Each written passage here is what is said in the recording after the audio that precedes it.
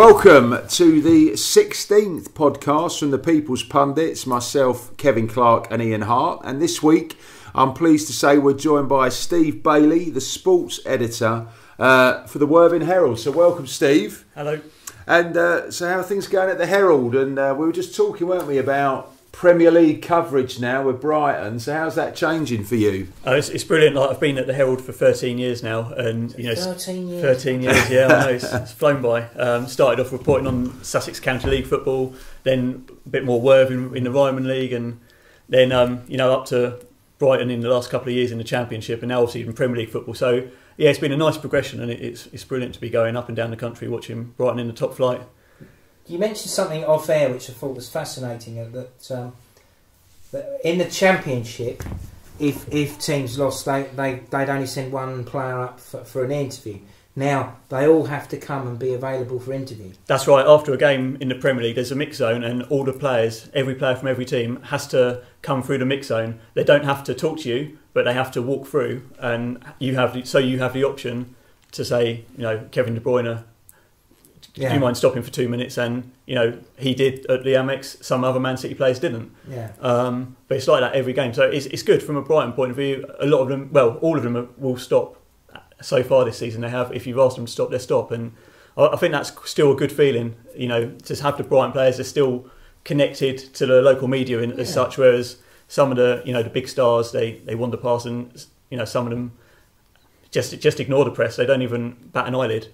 So where's the line then between sort of being a fan and it being your job? So it's great you're covering the Brighton games, but obviously you've got a job to do there as well. So how do you find that? Absolutely, it's completely different. Like, there's no more, if Brighton score, you can't jump up and down, there's no clapping, there's nothing like that. You have to, the main thing now is to get on Twitter and goal, blah, blah, blah, blah, get the details out there. So it is different. It's, in a way, it takes away the enjoyment of watching the team as such, because you go to a game, you obviously want them to win, but there's no celebrating and there's no. You see, that's where it differed. When I did the radio, it was very much my hobby. Whilst I was paid, it was still my hobby, so I could celebrate. I remember, in fact, working for your paper back in 1992 when Worthing played Cheltenham in the FA Cup in the fourth qualifying round of the FA Cup. And they were 2-1 up in about 15 minutes. Darren Freeman scored twice. And I celebrated one of the Worthing goals.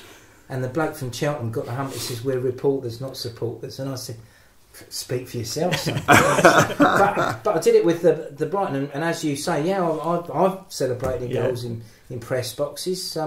But it's not my full-time, or it wasn't my full-time job. So, fair enough. So welcome, Steve, and I guess just a slight reflection on last week, Harty. Here we go. Our first filmed podcast, of course, Steve. Well, we had Mason Crane on, England cricketer. I've had 2 marriage proposals from Thailand, but lovely fellas they are. So of course we asked you all to do your predictions out there. We did get some on the YouTube links, but for those of Mason, I don't know if he will be listed in, but I'm afraid he was third of 3, 40 points and no correct scores for Mason. I'm afraid. Harty yourself in second with 60 points. You got 1 correct score at the death there. Leicester 1, West Brom 1. Didn't save Shakespeare, though, did it? And, no. And I know it's sort of terrible having to announce yourself as first, isn't it? But 110 points high, 2 correct scores. Swansea 2, Huddersfield 0. Brighton 1, Everton 1. Exactly. I know. That was. I'm going to come to that in a moment. Actually, that off, but never mind. As you say, we'll come on to that. So, and the best of the rest, we had Tony Young on there with 80 points on YouTube, so sort of splitting us on there. But I'd have much rather had the Brighton win. Obviously, goes without saying. Did you feel? I put in the column today. When people listen to this, will be yesterday. That it actually a draw felt like a defeat. Totally. Absolutely. I came away from there. Izzy Brown. But then again, on the flip side, for all the people that are having a go at Matthew Ryan earlier in the season, I thought he had a superb performance and made some really key saves. So Yes, he's been excellent the last few games. Yeah, so I think, but I did feel it was 2 points drops. 8 from 8 is good to a degree, but then when you look at the Watford result and the Everton, just having a glass of water, and the Everton result, you know, that an extra 4 points, 8 from 12 or 12 from 8, will look far. Well, even Bournemouth as well. I think points Bournemouth. there. I think to a degree that was a little bit of Premiership inexperience, which surprises me with the man that we got in the dugout. Yeah. I don't know how you felt, Steve, of that Everton game. I think it's like we were just saying. I think it was 2 points dropped. It was a silly penalty to give away in the last minute. You think moment of madness, absolute madness. Yeah. You look at Brighton's defence this season, and they've been hard to break down. And you'd fancy them to defend a free kick from midway inside their own half. You'd fancy one of them to head it away, head it through a corner. And for whatever reason, he lost it, didn't he, Bruno? Yeah, Bruno's lost it. The elbow tried to block him, and I think Calvert-Lewin did have a little bit of joy against him on Sunday, didn't he? Yeah. He had I've got to say though that I know we joke about our bet. You might as well pay me now. That is the worst Everton side I have seen for an age.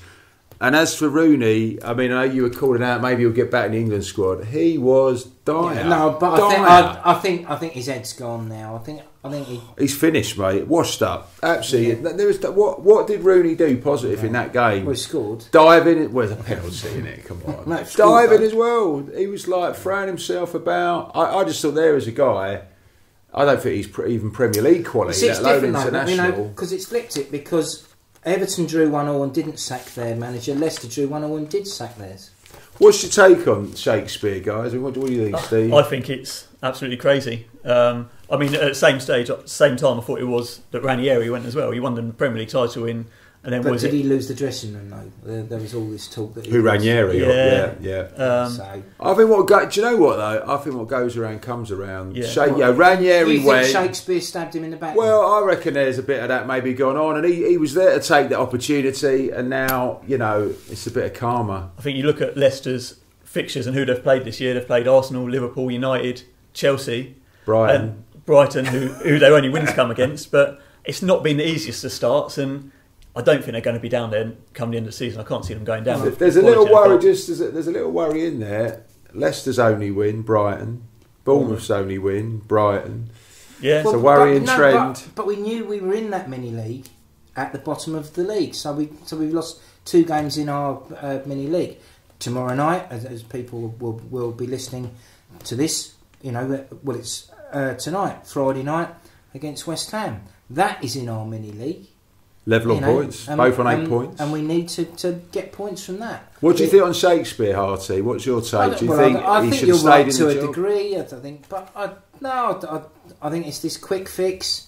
I thought, and I have to agree with you, Kev, I very rarely do agree with you, but I have to agree with you. I thought it was an awful Everton performance. My mate Paul Holden, who's going to be a future guest on this Holdo from the Worthing Journal, he thought Everton were the better side and should have won. I said, are you on angel dust or something? That's ludicrous. Absolutely ludicrous. No, I thought it was poor. I've just got to thank you for. I reckon that'll be the only ever reference to angel dust in the media.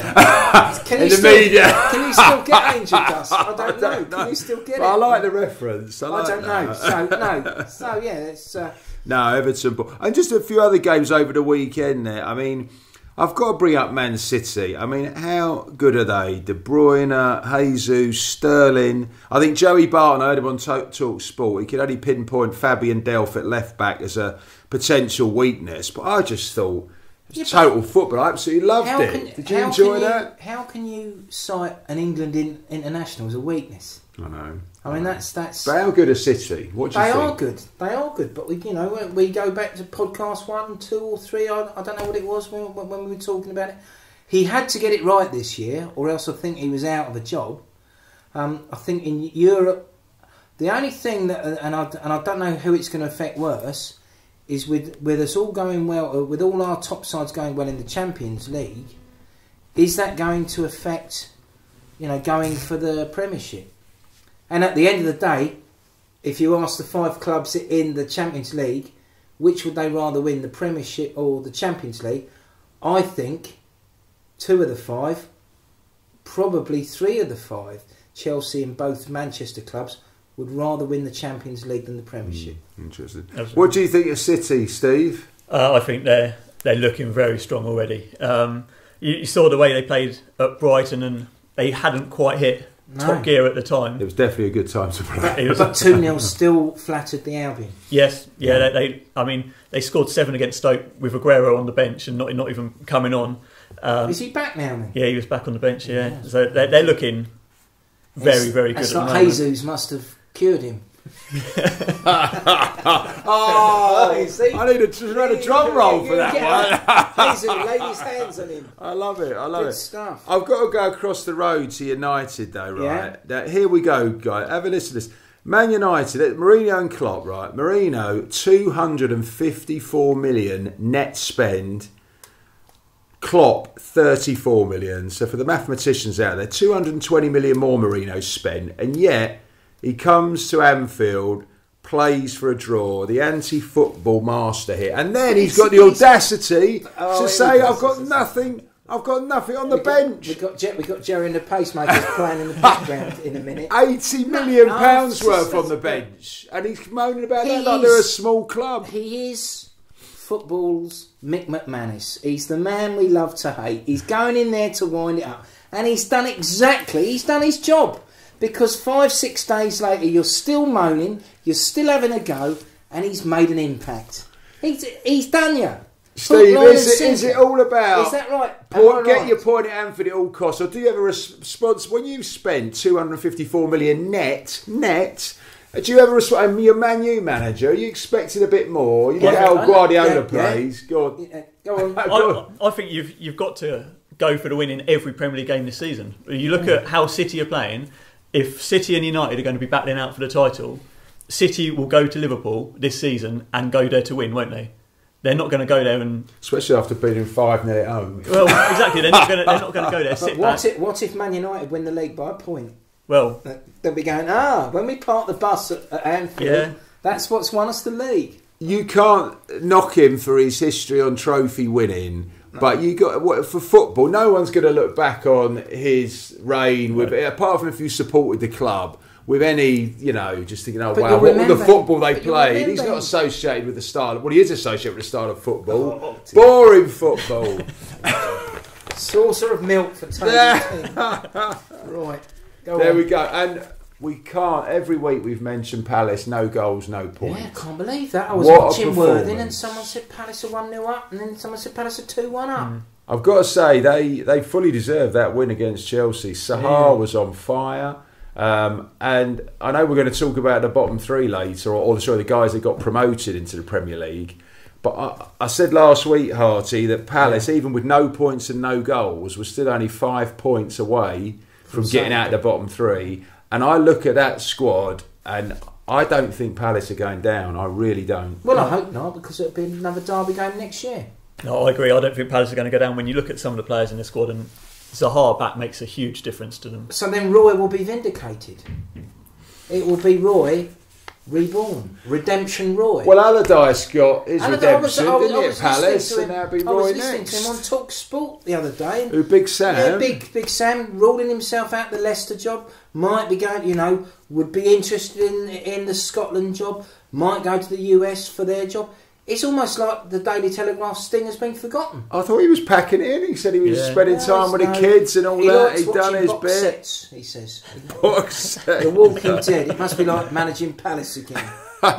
So our topics today, a lively debate there. Yeah. We're going to look at this whole thing about, do trophies matter? You've got, Klopp sort of loved with nothing in the cabinet, Wenger under pressure, 3 FA Cups in 4 years. And then we're then going to just do a little bit of a deep dive into the promoted clubs, Newcastle, Brighton and Huddersfield, a bit of a school report, how are they doing sort of a couple of months into the Premier League. And as usual, we'll wrap up with the nominations for Super Cool and Major Tool. So trophies, do they matter? And just to intro this, guys, you think, a couple of examples here. We've seen Mourinho win the league at Chelsea, next year gone. Mancini at City, Ancelotti at Chelsea, Wigan winning an FA Cup, going down. Guardiola and Klopp, Guardiola, all those resources, no trophy yet. Klopp, loved by the press, no trophies yet. What's your view here, Guy? We start with you, Steve. And whether it's I think there's different perspectives here. There's the fans, there's the managers, there's the owners. But are the trophies the be all and end all? This sort of seems it's a mixed message. I think for owners, yes, success is all they want. You look at the managers who have won the league, and then the next season they're out of a job. The fans, I think it depends what competition you win now. You look at Arsenal, they've won the FA Cup 3 out of 4 years, and the fans still, a lot of them want Wenger out still. But then again, that could be because the FA Cup's not viewed now how it used to be.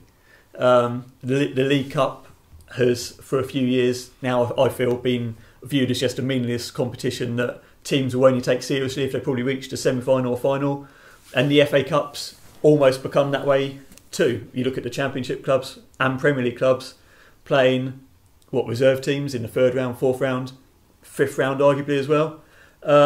So I think owners want success straight away, and fans, I would suggest, in the Premier League would view only the Premier League or Champions League as worthwhile unless you're a mid to lower.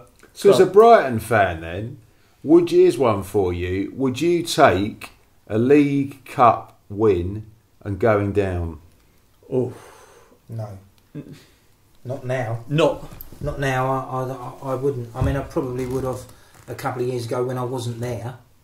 If it was a hypothetical, but now it is reality. And that's why I didn't really get upset about going out of the League Cup. Would I take an FA Cup win and going down? I don't know, because you've got that day and it is still the greatest competition in the world. I don't like the 5 o'clock kick-off now. I would still prefer the 3 o'clock kick-off and everything going. I don't know how you rejuvenate the FA Cup. The only way, and I don't know whether they could do it, is if on playoff weekend the 4th place in the Premiership played against the FA Cup winners and the winner went into the Champions League qualification. That would be the only way I could see that you would get people taking it seriously again. But as a fan, gents, surely, forget owners and managers for a minute, and I think this is a difference between maybe an armchair fan and a fan that actually goes to games. Because the thing you cannot replace is that day out. Let's say it was the league. Let's go the worst one, like the League Cup. I guarantee the minute you're on your way to Wembley to watch Brighton in a packed Wembley Stadium to win a trophy, and this is something like Brighton could stay up for the next 3, 4, 5. They could stay. Yeah, they could be there all the time. I don't know. We all hope they're going to do it right. But surely that thing of winning a trophy... I think if Brighton finish 17th, 17th, 16th, 15th in the next 4 years, and all it is just staying in the Premier League, and that's the only goal, as great as it is to be in the Premier League, there becomes a point where you want to move on.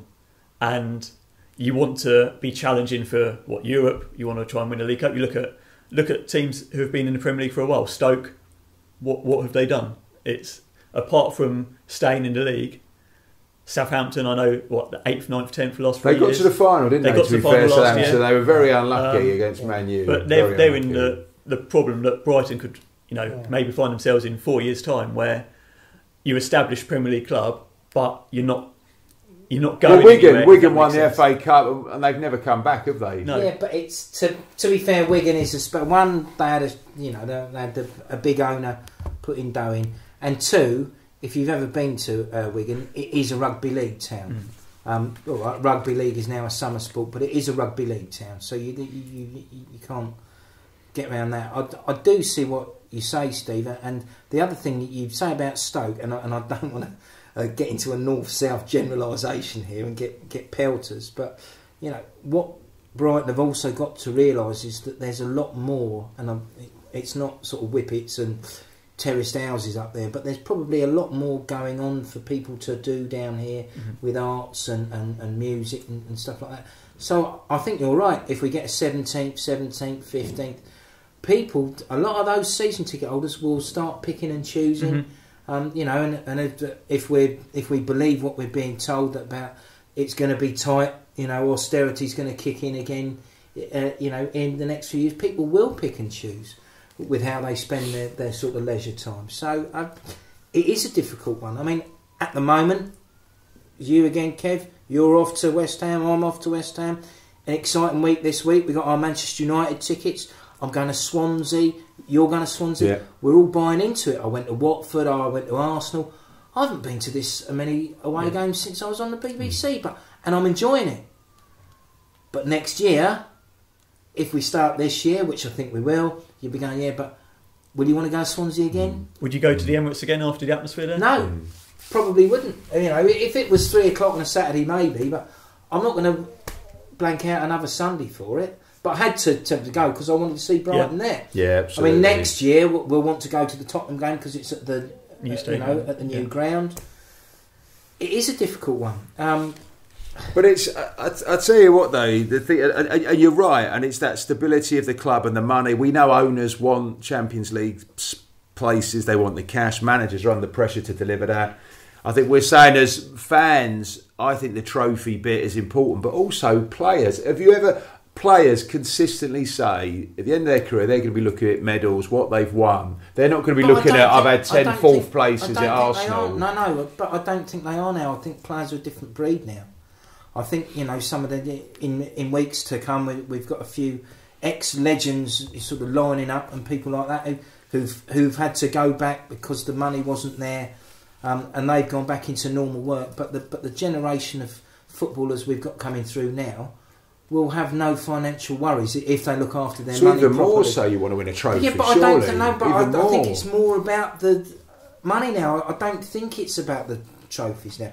Going back to the Wigan thing, I would imagine that the majority of the Wigan fans that were at Wembley that day they beat Manchester City have also been there umpteen times with the Rugby League club.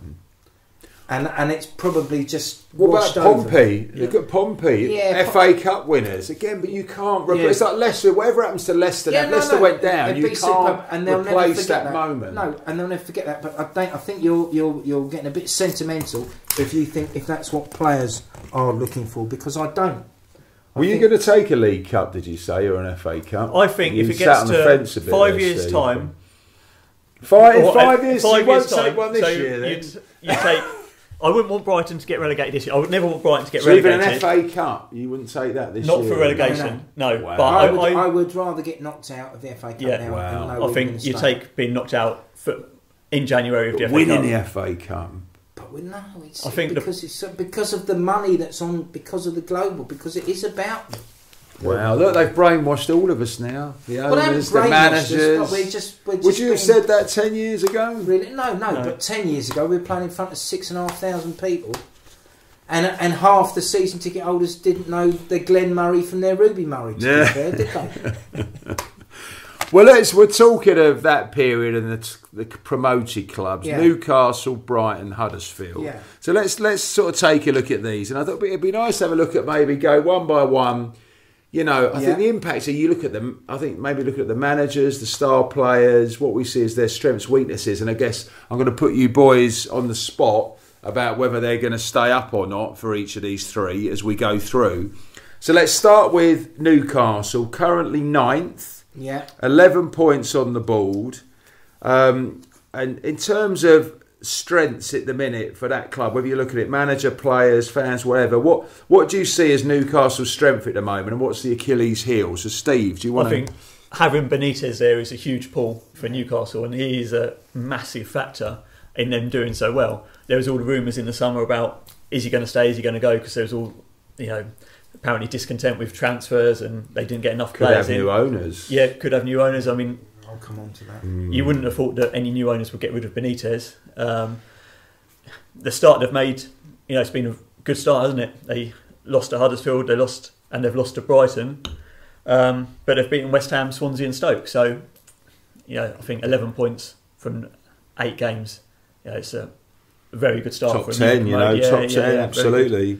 And I don't think they're going to go down. I think with Benitez, he's going to have too much nous for them to be anywhere near the bottom. How about you, Harty? I don't think they're going to go down. I was very disappointed I was pleased because they were so bad when we played them. I think I'd echo what you say, Steve. I think Benitez is a big pull, and he got a lot of credibility, as I've said before, by not going. I would say to the potential new owners, buyer beware, because I think the problem is you are getting a bit of a poison chalice there, because they are passionate about their football, and to a degree they are deluded. So if they get a couple of decent results, they always... I mean, you're right, Keegan, you never take it away from them. I wanted them. So did the rest, rest of football. That Keegan when they side. were all those points in front, and then they got pulled. Playing sensational football. And he went mad at Fergie on the TV. I would love it. And we all wanted. Every non-Manchester United supporter wanted Newcastle to win that. And I think to a degree in the Newcastle support, they are fanatical, and I love them for it. But they probably think that they belong in that top 7. I also think that can be a weakness sometimes, because the pressure those fans tend to which put is what I'm saying. on managers So and club and all that. The other thing is, I don't buy into this lady now. She turned Amanda down, Staveley. Prince Andrew. She turned Prince Andrew down. Wise woman. And she's is she a front for someone else? Well, Benitez would love it, wouldn't he? Get some cash in there. He's a great manager. And there's players I don't know you see as the star players. I mean, we've seen Shelby on his game, his quality. You got Rich in there, Lascelles. He's a lunatic. No, but he's Premier League class, though, isn't he? He's England class potentially. But you know that he's got that. He's got that fuse, isn't he? But Wayne Rooney had that fuse, didn't he? Dele Alli's got the fuse. Dele Alli. This is another topic because we're 26 minutes in. Dele Alli is almost half a podcast on his own, because I am worried about Dele Alli. He's worried, right? You heard it there, listeners. He could be one of the greatest players this club has ever, this country I agree. has ever produced. Agree. But if he takes the wrong road off the pitch, he will make Gaza look like Mother Teresa. So we've all got Newcastle staying up. Newcastle staying so up, on to Brighton. So Brighton, 14th. 8 points on the board at the moment. And by the way, one thing just to mention, Newcastle, next up is Palace, interestingly. Brighton, as we've mentioned, away at West Ham. Yeah. So the obvious weakness at Brighton is a lack of goals. And is that going to cost Brighton? Because they've got to wait to January to get a striker in. If they can actually manage to secure one, they've failed miserably so far. Well, we've got 2 international weekends, haven't we? Is that one now. I don't know how many games. Come on, Stato. How many games have we got between now and Jan the 1st? I would imagine, no idea. I think it's 13. But is what? 13? I mean, how many we got to get through without a decent striker? Well, as I said in my column, which Steve edits for me, I think Murray is growing into the role. I am concerned. He's the best we got to a degree about his pace, but I mean, Hemed is probably a lovely lad and very good in the Championship. But clearly, the jury is not out. It's come back, and it's not the verdict. I'll tell you what, Starman Knockout is struggling against better fullbacks that we want in the Premier League. Solly's done well, and I have to say, the Colombian did excite me when he came. He looked good on Sunday. The Colombian, he excited me. So there's plenty of positives. I would imagine that they know that they've dropped a bollock with the transfer window thing. And I think something is probably very close to already being in place. They know who they are going to get. Well, they wanted Florian Andoni in the last transfer window. I imagine that they'd be going for him again. The Vincent Janssen deal obviously fell through at the last minute, and I don't think he'd have been the answer anyway. I mean, it does remind me that Brighton, my old school reports, could do better. Do you think they'll stay up, guys? Yes. Is this heart or head talking? No, head. I think the way they set up, they're solid. Yeah. They're hard to beat. Against the bigger clubs, he's setting up not to get a hiding. So, as you said last week, with goal difference could be a huge factor come the end. Come that end of that Liverpool game in May. It's got to be all done and dusted fairly quickly. Because 3 of the last 4 games is Spurs, Man United, and Liverpool. And they got Palace at the end as well. That's immaterial. But I'm just saying that we've got them. I mean, Burnley. That may be a pivotal game up at the end of April. Can you see them? Here's one. I heard someone mention this on the radio the other day. Brighton, agree, well organised. The centre halves have been fantastic. Yeah. Duffy and Dunk. Yeah. March I is think playing Dunk great. will be in the World Cup squad myself. He's doing brilliantly. But Brighton go ahead in a game. You know, you can see them seeing it out or hanging on for a draw. Brighton go behind in a game. Are they going to be able to seriously get back against a team? They're just not. Without the goals in the team, I think a team scores first against Brighton. Brighton are in trouble. Yeah. What about Arsenal then? Arsenal scored first, and then we were a lick of paint away from equalising. Still lost 2-0. But doesn't matter. You know, if that's gone in, it's a different game. So they're saying we would struggle, but we created a chance. And had we woken up in the 51st minute rather than the 81st minute, who knows what might have happened? It is a learning curve. It was never going to be plain and simple. I think we've got a decent manager. I do want to see more attacking football when we're in that mini league. When we're in these mini league games, and we've effectively got 3 mini league games coming up now before the international break, haven't we? Absolutely, they're critical. We've got Swansea away, West Ham away, Southampton at home, Swansea away. We've got to be looking at a minimum of 5 points from those games. So let's move on to Huddersfield. So Steve, 12th. With 9 points, so it's one more than Brighton. Obviously, a great start. They've sort of tapered off a little bit of late. Next a nice way. What a lovely way with words you. That's almost Dickensian. They tapered off. I think the game's up. I think home to Man U next. No, I think they've been found out. I think they've been found out. David Wagner's been found out. Is that what you're saying? I think they've been found out. I think that they've only got one way of playing, and as they showed against Spurs at home, it was great against the lesser teams, but I think confidence will get low. I can see them getting... But you just said you'd like Brighton to play like that against the lesser teams. Huddersfield are playing away. You want Brighton to play, aren't they? They're having a go at these lesser teams. No, but I think that they're... No, but I don't think they've got... All right, the striker is a big issue for us. But I think we're head and shoulders above. They've got is it Depotre up front, Van La Parra midfield, Tom Ince as well. Yeah. What do you think, Steve? I think they've got off to a good start. I think it was Stephen Mounier who got them off to a good start. Yes. And I think he's been out injured the last few games. Yeah. Which you look at their results and you say he's probably been a big miss. Have they got enough to stay up? At the moment, I don't think so. Do you think they'll stay up, Harty? No. I think they are one of the surefire ones. I will tell you in the podcast after the Swansea game whether I'll change my view on Swansea going down. Well, I'm interested here, guys, because if you're saying Brighton and Newcastle are going to stay up, Huddersfield are going down. Yeah. So who are the other two teams that are worse than Brighton then? I think Stoke. Swansea and Stoke. Yeah. Five. Stoke. Swansea, Palace, possibly West Ham. So who would be your two, Steve, that are going to go down with Huddersfield?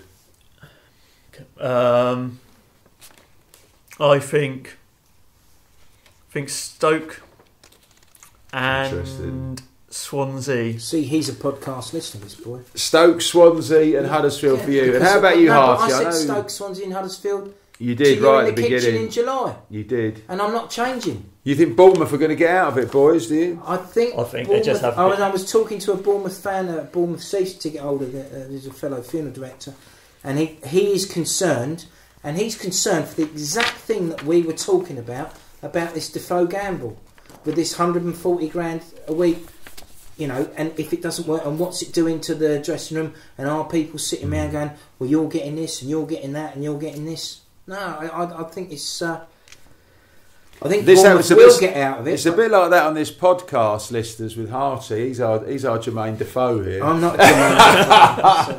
I've got no tattoos. So, gents, the wrap-up, we always have our nominations for Super Cool and Major Tool. So, Harty, do you want to kick off with Super Cool nomination from this last week? From the last week... And going back, and I think they'll be not just armchair fans. I think when you talk to Manchester City fans up in Manchester and around the globe, and they talk about the likes of Colin Bell and Dennis Law and Francis Lee. I think in 30 years' time they'll be talking about Kevin De Bruyne in that same mantle. I think Kevin De Bruyne, and it's bizarre how Chelsea let him go, but I think Kevin De Bruyne is going to be a Premiership legend. I honestly do. I think he is one of the most complete players we've seen in the 25 years of the Premiership. I think he's just a shame that he wasn't English, you know. Yeah.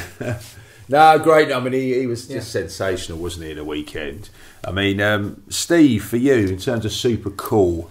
I had thought about De Bruyne, Guardiola as well for the way that City are playing, but I think I'm going to go Troy Deeney. I just found it really refreshing to see a player come out and just say exactly what he thinks. You don't get it now much these days, do you? And that's probably why the interview did so well. You look at it; it was going absolutely crazy on social media with what he said about Arsenal. That would he have said it if Watford hadn't scored a last-minute winner? Probably not. But I just thought it was great to hear him say it. It was brilliant. I don't know if you saw because the Martin Keown bit. I thought Martin Keown was going to spontaneously combust because he couldn't believe that a defence could be. Obviously thought it should be the other way round. It should be the defenders intimidating the strikers. Yeah. But no, it's a great nomination. It says a super cool. For me, I would say I'm going to go with Spurs actually for the performance against Madrid. And I know Lloris kept them in it a bit. But I think that's a brave manager. He goes to the Bernabeu and puts Harry Winks, for example, youngster coming in, not lots of Premier League experience, in the centre of that midfield. And I think they had a go and they could have nicked it. And so I think that was a fantastically well-earned draw in the Bernabeu for Spurs. So, major tool. Steve, do you want to give us your major tool for this last week? I think there's been a lot of publicity. I think the FA is an easy shout. That's why we've all had the FA. Look at that. And they're a two-time winner with me because I know with the Mark Sampson thing. We could all wade in on this. It's all written down. You couldn't make it up. No, you couldn't. They've come out absolutely terribly, haven't they? With the whole when you watched all the questions and their answers yesterday. He said that Greg Clark. He said that fluff about institutional racism. I mean, what? I can't believe a man of that seniority in an organisation is making quite... I mean, he tried to withdraw it, didn't he, afterwards, but... His damage is done. So poorly handled. No, it's been absolutely... They're talking about pulling fun. I mean, I think Tracy Crouch was talking about maybe the governing body could lose 30 to 40 million of funding, if they don't get their act together. I mean, Harty, you look depressed there by the whole outcome. I just think this is indicative of... It's such a shame because the Sussex County FA is a really great organisation. It's run you do a lot of work, Steve. It's run efficiently. It's got a great chief executive. It's got a great chairman in Matthew Major. It's got a great board of directors, and everything is run properly. And you just look at the goings on at the FA, but I don't know if it's about the whole establishment. You go back to when Gordon Brown sold all our gold at the lowest price ever, and who advises these people? You've got the higher echelons of the establishment, not just football, governments and things, and you wonder who advises these people. But does it even come to being advised? When you look at some of these quotes, I mean, that's not about being advised, surely. But you say that, you're going into something like that, you're not telling me they haven't had a PR briefing. Of course they have, absolutely. So they are being advised. 4-hour session, going in front of Parliament. Yeah, they are being advised, they are being coached, they're being media coached, and it's clearly they're being media coached by experts who charge a lot of money, but they know what they're doing, right? So how have they ended up with that? It's gone in one ear and out the other, and we've got these people running football. It's absolutely mad. But a two-time winner for me. The FA two. I mean, I thought a couple of you might have gone for Marino's Antichrist. I was thinking, for like Brighton, Man U, that we should have a big banner made and basically saying that we're going to park the bus today and see how you like it. Well, Mourinho would go. You can just imagine how it would react if Brighton go to Old Trafford and draw 0-0. Oh, I'd love that. I'd do a Keegan. I'd love it if we did that. That would be fantastic. So, we'll be coming back on the Love Bus. Yes, I can't believe. Celebrating a point in a game that we didn't think we were going to get anything out of. So, that would be marvellous. That would be marvellous. Well, thank you, gentlemen. Been very enjoyable. Thanks, Steve, for joining us here. And of course, we will always check it out: iTunes, Facebook, Twitter, YouTube now, of course. And I think we will be doing more film ones. I think you're booked in it, Tony and Guy, aren't you, Harty? Get me roots done, No, it's good. I know it's had really good positive feedback. And it was interesting, you know, I know, Steve, you've interviewed Mason, and it was interesting when we went off air, where he was telling us about all the... I think he flies out to Australia on the 28th, with or without Ben Stokes, but that one's going to run. We did try and press him on that off air. And I think... But you see... Media briefing. Yeah. There's no doubt he did allude to it, and my boy alluded to it as well. Before he came on our podcast, he spoke to two people, one at the ECB and one at Hampshire County Cricket Club. Absolutely. About do's and don'ts, and that's how it's done properly. They said, "Don't do it, Mason. Don't do it." Don't go on with them two clowns. No, but so what's wrong with the FA people? Incredible, do they think, like certain producers in Hollywood, they're above the law? There you go. Well, you look forward to Harvey Weinstein coming on. You'll be making it a hat-trick of FA nominations at some point. We'll wrap it up there. Thank you, guys. Thanks, Steve. Cheers, boys.